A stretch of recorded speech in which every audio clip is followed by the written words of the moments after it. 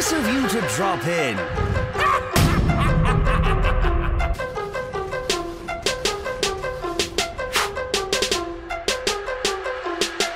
Hello people, I'm the Comic Gamer, and today I'm going to talk about how to make a good Death of Superman movie. Because it's been in the talks forever, and they're probably going to make a Death of Superman movie. Live action, I mean, because we've already had an animated one that was pretty crappy. Had some alright fight scenes, but it was pretty crappy overall. So, yeah, Death of Superman. You're going to have to do a couple basic things. First off, definitely going to piss off some critics, because with Man of Steel... The critics said there was no time to breathe, you know, it was too much action. I completely disagree with that. But with Death of Superman, it would have to be 10 times the action, because the book is almost all fighting. There's very little in between. It doesn't give you like a chance, because you don't need it. You don't need to be like, oh, I need to breathe. You don't need that. And they need to recognize that, which if Zack Snyder did, which I really would like him to do, and he probably would, since he's going to be at the helm of the Superman movies, most likely, I'm assuming, since he started it all, he could do an amazing Death of Superman movie, and he's known for being very passionate about it, the source material. And a Death of Superman movie, I don't think it would be any different, as long as, like, no one was able to get a hold of him and be like, you kind of have so much action, everyone complained about Man of Steel. You need so much action. Now, some people might ask, well, how do you have a good story if it's all action? Well, it's the little things. The fact that, like, Superman is fighting Doomsday, and there's this kid yelling because he's in a burning he's in a burning house, and his family's in there, and he's yelling. He's like, Superman, come save us. Well, he's fighting Doomsday. He has to put Doomsday somewhere where Doomsday can't do any harm while he goes and saves them. And it's little moments like that that add to the story. And the overall overarching thing of the story is that this is a job for Superman. I love it because it brings it back to the original Superman. It is a job for Superman. No one else could do it, though. The Justice League got taken out. Granted, it was a different Justice League than we all know. But the Justice League that we all know later fights him and gets taken out, so it's not really much of a difference. You have to have the Justice League get taken out to be in this movie. Obviously not killed, but they have to be beaten. It has to be a job for Superman. It has to be like, okay, I would love for like the first 30 minutes, Justice League's fighting him. Maybe Superman's doing something like in the comics he had an interview scheduled, and you know, you have the Justice League on patrol. You think, you know, hey, they could watch him. Well, so Superman had an interview, and then Superman went and helped later on. I doubt it would be an interview in this. He could be doing something off planet. Who knows? We don't know what's going to happen after Batman v Superman, so who knows what he's going to be doing. Of course, this movie would probably be after Justice League, or it could happen during Justice League. I would hope not, but who knows. It needs to be a job for Superman. You're going to piss off like other fans who are like, why isn't Wonder Woman powerful enough to do it? Because that's the way it is. Superman is the most powerful. Wonder Woman called him in the comics, said she's the strongest out of all of us. She said he's the strongest. Alan Scott said he's the most powerful on the planet. The Daxamite in New 52 said he was stronger than anyone else on Earth. That's how it is, and that's what makes it great, is the fact that it's a job for Superman. No one else can intervene and stop it. They can try, but it doesn't work out well. We've already seen in the Doomsday Wars, Diana said she was giving it her all, and she couldn't even scratch him.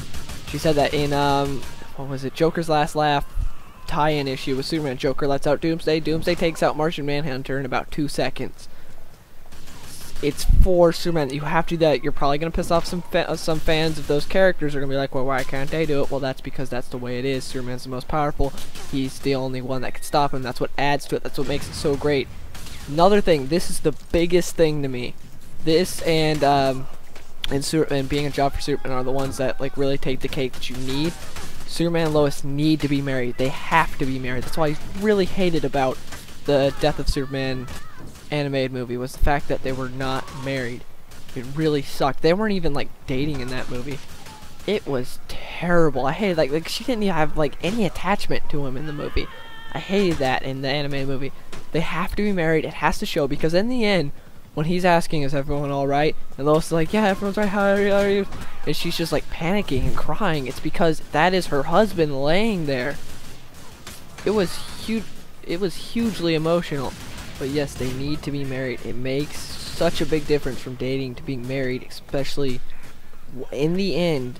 when she is holding Superman in her arms and crying and he's dead, it's such a big impact, because it's not like, oh, that's his girlfriend. No, that is his wife. That is someone he's got to know. That's why I really hope it helps. I mean, it happens a little later instead of after like Justice League or during Justice League, because then it doesn't have as big as an impact. Because that needs to me, that needs to be the ending scene, is her holding Superman right there, like, you know, on the ground. He's laying in her lap, her arms. Because that was so huge in the book, and that needs to be captured on screen. If they're just dating, it's not near as big of an impact. But if they're married, it just gives it that extra oomph that it needs. It really does. And that's, to me, what really happens. Another thing, you don't need to explain Doomsday at all. Don't give me any explanation. I don't need an origin about Doomsday. I don't need, like, Doomsday's a character that you don't have to explain. Maybe some other time if you want to, but there's no need to. Like in the comics, they give him a one-shot for Doomsday's origins, like Doomsday Year 1, I think it was called. I have it. But, yeah, it explained all his origins, but you don't need to get into his origins at all. We don't need to know, oh, Cadmus, he came from Cadmus, or, oh, came from Krypton. We don't need to know any of that stuff. Just keep Doomsday mysterious. That's another thing to add to him. He was a monster that just came out of nowhere, destroyed everything, took down the Justice League, killed Superman.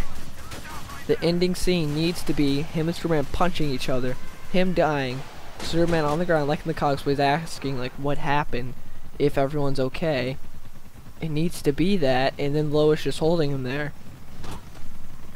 That is such a big scene, and that needs to happen.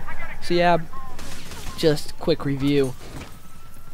Don't need to explain Doomsday's origin. It needs to be a ton of action, because that's the way the book was. It needs to be a job for Superman. It has to be a job for Superman. They have to be married. They have to be. So yeah, that's to me how to make a good Death of Superman movie, and it definitely can be done.